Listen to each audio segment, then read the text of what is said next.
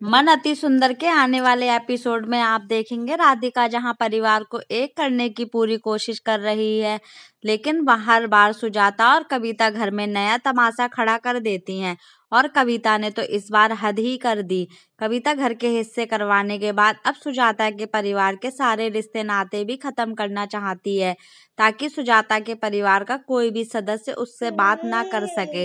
इसलिए कविता राधिका को चेतावनी दे देती है कि आज के बाद वो उसे ताई जी नहीं कहेगी, जिस पर सुजाता भी कहती है कि अब वो उसे कविता जी कहेगी, जिससे राधिका को एक बड़ा झटका तो लगता है, मगर राधिका चाहकर भी कुछ नहीं कर पाती। लेकिन वहीं कविता घर के 2 हिस्से करवाने के बाद जितना हवा में उड़ रही है, जल्द ही वो मुंह के बल नीचे गिरेगी, क्योंकि जैसा कि दिव्यम और गोलू का काम एक दूसरे के हिस्से में आ गया है, इसलिए आगे गोलू ठीक से अपना कारोबार नहीं संभाल पाएगा, जिससे उसे नुकसान पर नुकसान होने लगेगा। जहां ये सब देखकर दिव्यम भी गोलू की मदद करने की कोशिश करेगा, मगर सुजाता दिव्यम को रोककर उसे मजबूर कर देगी कि वो गोलू का कोई भी मदद नहीं करेगा, क्योंकि कविता ने उसके साथ सारे रिश्ते तोड़ दिए हैं। तो वहीं गोलू भी ये नुकसान उठा नहीं पाएगा। जल्द ही वो ये बिजनेस बंद करने की ठान लेगा, जिसे देखकर कविता को एहसास होगा